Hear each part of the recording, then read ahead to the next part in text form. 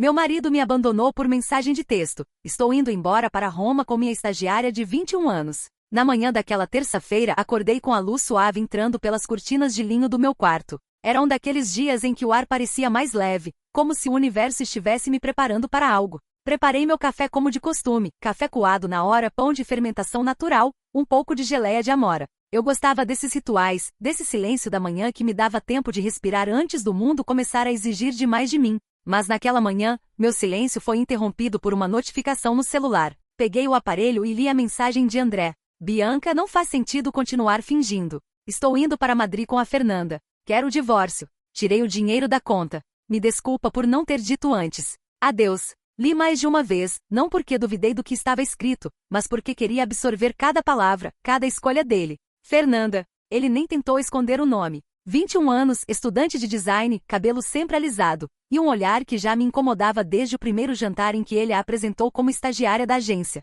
Eu soube. Meu corpo soube. Meu silêncio também soube. Mas o que André não sabia, ou talvez não acreditasse ser possível, era que eu já havia começado a me afastar dele muito antes daquela mensagem. Eu estava ali fisicamente presente, mas emocionalmente ausente há tempos. Quando os atrasos começaram a se repetir, quando os jantares foram substituídos por desculpas, quando o perfume dele mudou, e principalmente, quando ele parou de me olhar como mulher e passou a me olhar como obrigação, ali eu comecei a me preparar. Abri uma conta separada há 8 meses. Sem alarde, apenas com a consciência de quem sabe que precisa proteger o próprio nome, o próprio futuro. Não contei a ninguém. Tirei cópias dos extratos bancários, armazenei fotos, salvei conversas dele com ela, sim. Eu li cada mensagem, cada elogio forçado, cada promessa vazia. E doeu, não posso negar. Não é fácil encarar que o homem que dividiu sua cama por mais de uma década se transformou num estranho. Mas eu me neguei a ser pega de surpresa. A boutique era minha, construída com minhas ideias, minhas escolhas, minhas madrugadas sem dormir. O imóvel também era meu, herdado da minha avó, cuidadosamente mantido em meu nome mesmo após o casamento. Ele sempre achou que tinha direito a tudo isso, como se a simples aliança no dedo lhe desse acesso ao que era meu por mérito. Ilusão dele. Eu nunca fui ingênua o suficiente para misturar paixão com patrimônio. Então, ali sentada à mesa da cozinha, com a xícara ainda quente nas mãos, eu apenas respirei fundo. Senti um breve aperto no peito, não de amor perdido, mas de alívio. A espera tinha acabado. A confirmação veio. E curiosamente não chorei. Ao contrário, senti uma estranha paz me invadir. Um sentimento de que, enfim, poderia parar de fingir também. Não respondi à mensagem. Não perguntei quando voltaria. Não desejei boa viagem. Apenas bloqueei o número. Uma ação simples, mas que carregava o peso de 12 anos de casamento sendo colocados para dormir em definitivo. A cada passo que dei naquele dia, me senti mais leve. Fui até o closet e tirei de uma caixa de sapatos todos os documentos que juntei nos últimos meses. Imprimi alguns extratos. Organizei as provas. Peguei meu fichário com anotações sobre bens, contas e os registros das transferências bancárias que ele havia feito às escondidas. Nada me escapava. Eu havia me preparado com frieza e a mesma frieza que ele agora tentava disfarçar por trás de uma mensagem covarde. Senti um certo orgulho de mim. Orgulho por ter antevisto a queda e construído minha própria rede de proteção. Enquanto ele acreditava que me enganava com desculpas mal ensaiadas, eu já havia me blindado emocional e juridicamente. Era estranho olhar para tudo aquilo com uma sensação de controle, mas foi exatamente isso que me dominou. Controle. Pela primeira vez em muito tempo eu estava no comando. Não ele. Não suas mentiras. Não suas decisões impulsivas. Eu, naquela mesma noite, bebi uma taça de vinho sozinha na varanda. O céu estava limpo e uma brisa fresca tocava meu rosto. A cidade ainda girava lá fora, como sempre, indiferente ao fim de mais um casamento. Mas para mim, aquela noite marcou o início de uma nova era. E curiosamente eu não sentia raiva. Senti apenas que havia escapado de algo que, se tivesse permanecido, me mataria aos poucos. Não há como explicar o momento exato em que uma mulher percebe que não ama mais. Não é como desligar uma luz. É mais como ir apagando cômodo por cômodo, até que um dia você percebe que está em silêncio absoluto, no escuro total, e que aquele vazio, ao contrário do que imaginava, é confortável. Foi assim que eu soube. Que o amor havia acabado. Que eu estava pronta para seguir. E que ele só tinha começado a perceber o tamanho da escolha que fez. Na manhã seguinte, acordei cedo. Dormi profundamente como não fazia há muito tempo. Era como se um peso tivesse sido retirado do meu corpo, como se finalmente pudesse respirar sem aquela sensação de estar sendo observada, medida, julgada por alguém que já não me amava. Levantei, tomei um banho demorado, vesti uma roupa leve e confortável e fui direto para o escritório da boutique. Meu santuário. Um espaço que construí com esforço e paixão, onde cada detalhe havia sido escolhido por mim. desde as araras douradas até os quadros nas paredes. A equipe ainda não tinha chegado, então aproveitei o silêncio para organizar mentalmente os próximos passos. Abri o computador e entrei na conta conjunta. O que vi não me surpreendeu. O saldo estava praticamente zerado. As movimentações mais recentes mostravam transferências diretas para uma conta que eu não reconhecia, mas não era difícil deduzir de quem era. Fernanda. Ele não só decidiu me deixar, como teve a ousadia de financiar a nova vida com o que era nosso. Ao menos, o que ele pensava ser. Fechei o navegador com calma. O dano era menor do que ele imaginava. A conta conjunta era apenas uma fração do que eu tinha reservado. As minhas economias reais estavam intactas, protegidas, rendendo em aplicações pessoais que ele desconhecia. A sensação era de estar vendo um ladrão fugindo com um saco de moedas falsas enquanto o cofre verdadeiro seguia trancado e seguro em outro cômodo. Em seguida, entrei no portal do banco e acessei o cartão de crédito que mantínhamos juntos. A lista de transações recentes parecia o roteiro de uma viagem de luxo. Passagens para 2 com destino a Roma, hotel 5 estrelas, reservas em restaurantes renomados, aluguel de carro de luxo. Uma verdadeira celebração da traição, toda financiada por um cartão que ironicamente ainda estava em meu nome. Sem hesitar, entrei em contato com a central do cartão e cancelei tudo: passagens, hospedagens, reservas. Informei que se tratava de uso indevido por um terceiro, e de forma educada, pedi o bloqueio imediato do cartão. A atendente cordial disse que o estorno levaria alguns dias, mas que estava tudo registrado. Respirei fundo. Cada etapa dessa operação não era só financeira,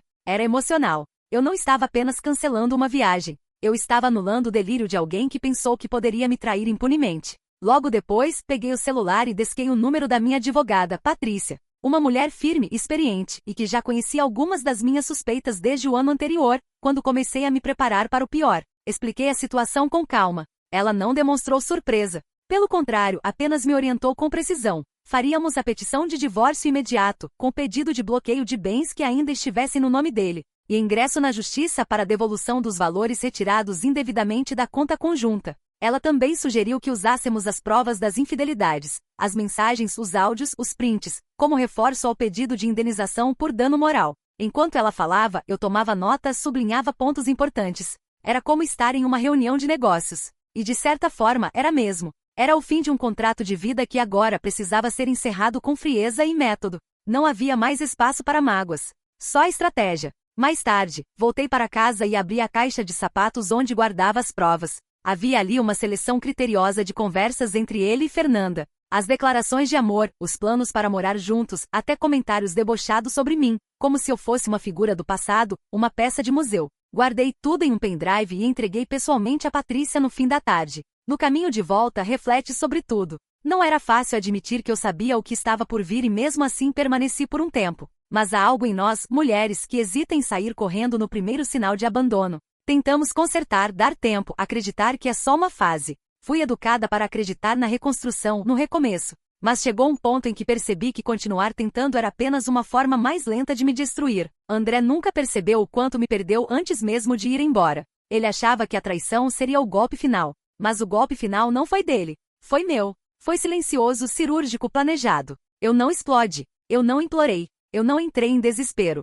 Apenas levantei, limpei a poeira e agi. Enquanto ele sorria ao lado de uma garota 20 anos mais jovem, achando que recomeçava a vida, eu construía uma fortaleza. Uma muralha invisível feita de razão, provas e autonomia. E agora, com tudo acontecendo, eu me sentia quase grata. Grata por ele ter escancarado quem era. Grata por ter me dado a liberdade que eu temia tomar sozinha. Ao cair da noite, caminhei até a sala e olhei para as fotos antigas. Nós dois, sorrindo em festas, em viagens, em momentos que pareciam felizes. Por um segundo, senti pena dele. Não pela perda do casamento, mas pela incapacidade de enxergar valor no que tinha. Ele trocou uma vida construída por promessas ocas, por juventude passageira, por vaidade inflada. A verdade é que André não sabia quem eu realmente era. Nunca soube. E agora ele começaria a descobrir, do pior jeito possível.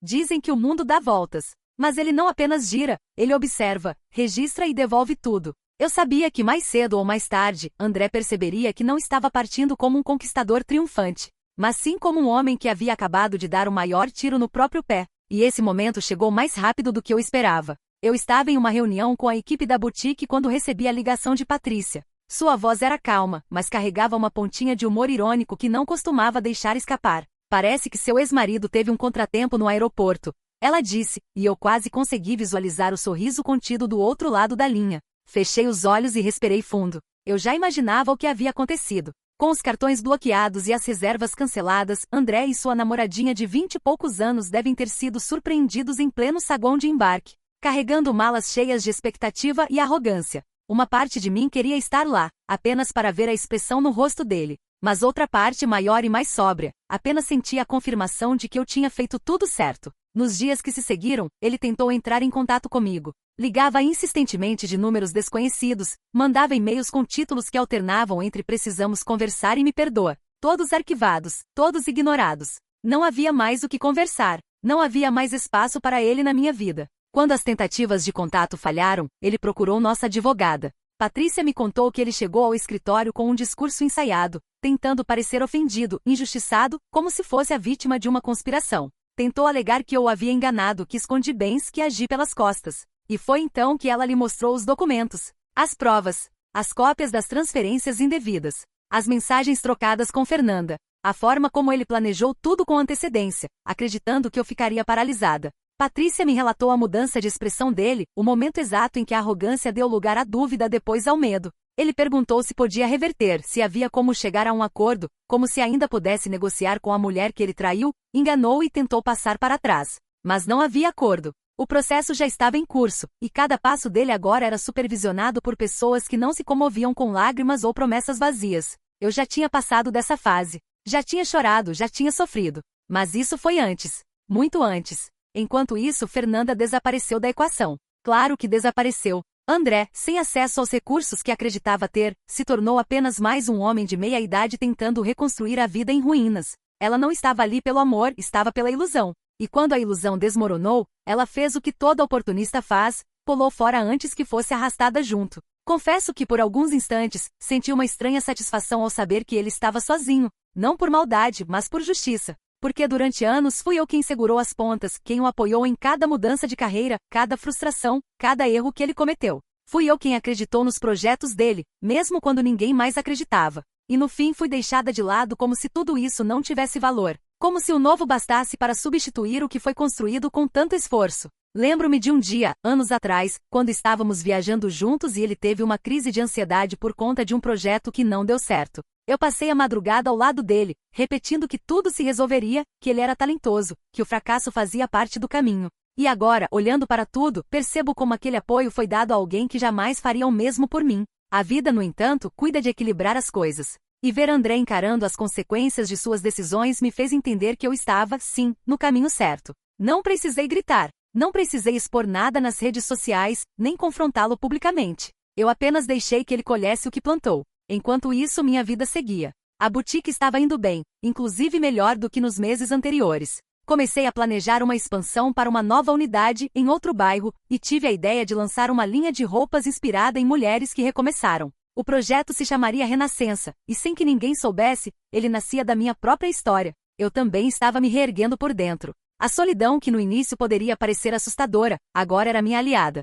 Era na minha própria companhia que eu reencontrava forças, ideias, sonhos antigos que ficaram esquecidos. Passei a caminhar todos os dias pela manhã, a meditar, a retomar hobbies que abandonei por causa das demandas de um casamento que me consumia aos poucos. Comecei a me olhar no espelho com outros olhos. Não os olhos de uma mulher abandonada, mas de uma mulher que escolheu ficar, que escolheu permanecer em si mesma quando tudo ao redor desmoronava. André ainda me mandaria mensagens. Ainda tentaria por mais algum tempo reverter o irreversível. Mas o que ele não sabia, e provavelmente jamais entenderia, era que eu já estava longe demais. Não geograficamente, mas emocionalmente. E não havia passagem de volta para esse tipo de distância.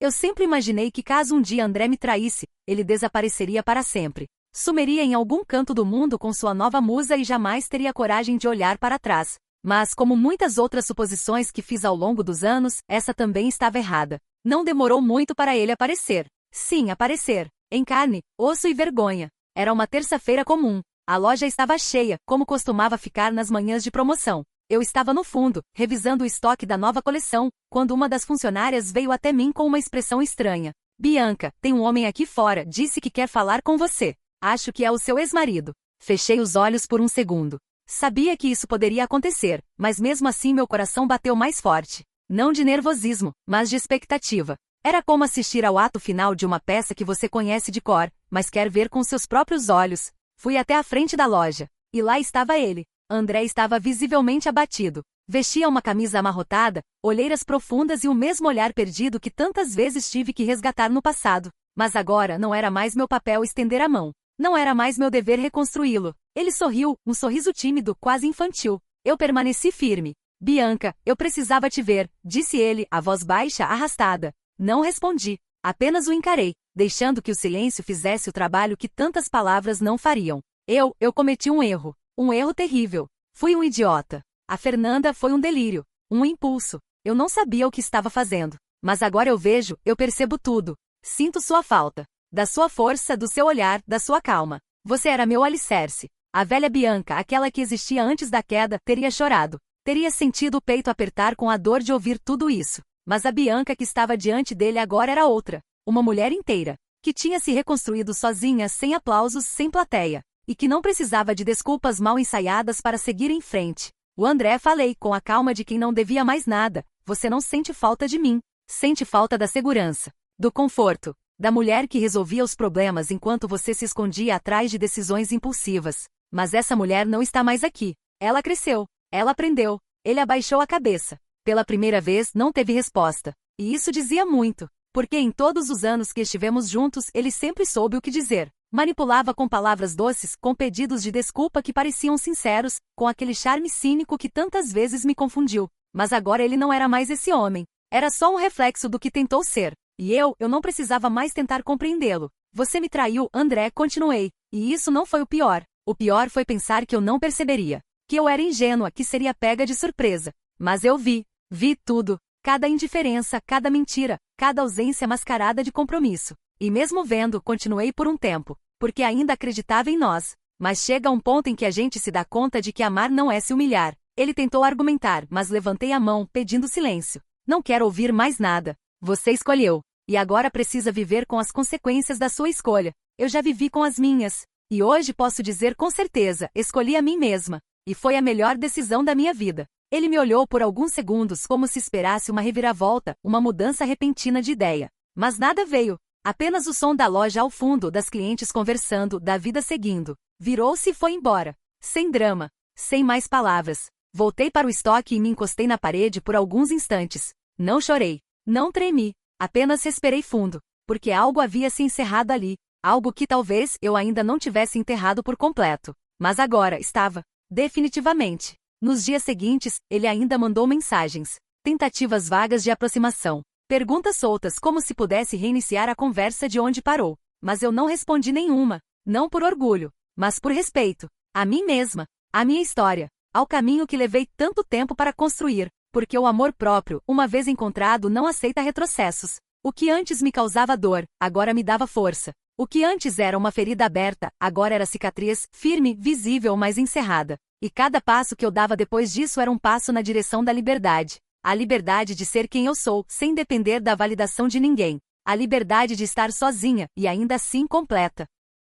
Há algo de profundamente libertador no silêncio. No fim daquele turbilhão de mensagens, ligações e desculpas, foi o silêncio que se impôs. E dentro dele, encontrei a resposta para muitas perguntas que antes me afligiam. Porque o silêncio não cobra, não exige, não máscara. Ele apenas existe. E foi nele que minha paz começou a florescer. Depois que André desapareceu da minha frente pela última vez, senti como se tivesse finalmente fechado uma porta que passou anos entreaberta. Era como se eu tivesse estado presa em um cômodo apertado, cheio de lembranças e expectativas. E só agora tivesse notado que as chaves da saída sempre estiveram no meu bolso. Eu só precisei decidir usá-las. Nas semanas seguintes, minha rotina voltou a ser só minha. O que antes era preenchido por concessões, agora era guiado por vontades genuínas. Comecei a me levantar mais cedo, não por obrigação, mas pelo prazer de tomar café em silêncio, observando o sol entrando pelas janelas da casa que afinal, sempre foi minha. Essa casa, por tanto tempo achei que era nossa, mas agora eu a via com outros olhos. Cada canto trazia memórias, sim, mas também uma nova possibilidade.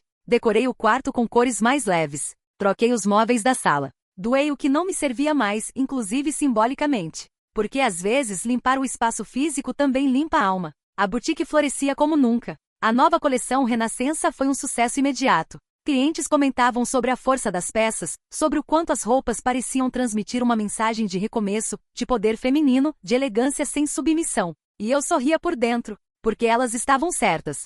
Cada costura daquela coleção carregava minha história costurada junto. Recebi propostas para entrevistas, parcerias, convites para palestras sobre empreendedorismo feminino. E com uma certa surpresa percebi que agora eu tinha algo a dizer, algo real, algo que ia além da estética, além das vitrines. Eu tinha vivido, sobrevivido e vencido. E isso tinha valor. Em uma tarde chuvosa, Patrícia me ligou. Disse que o processo de divórcio estava praticamente encerrado. Tudo correndo conforme o previsto. André não tinha contestado mais nada. Estava resignado, ou ao menos, derrotado. Suas tentativas de reverter a situação fracassaram, e o acordo foi fechado nos termos que eu havia pedido. Ele não teria direito à casa, nem à boutique, nem ao dinheiro desviado. Inclusive, parte desse valor já havia sido devolvida judicialmente. A justiça, às vezes lenta, havia sido feita. Desliguei o telefone e fui até a varanda. Senti o cheiro da terra molhada, o som suave da chuva batendo nas folhas. E ali sozinha, percebi que não sentia mais raiva, nem dor, nem mágoa.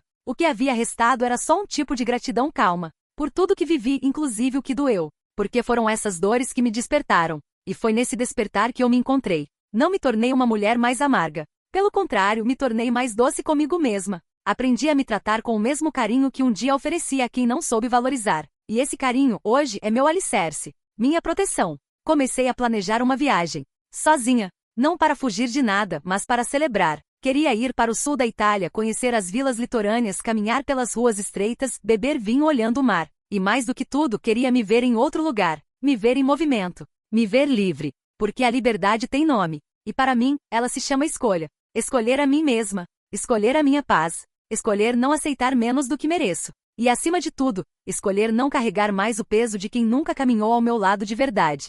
Recebi notícias de André algumas semanas depois.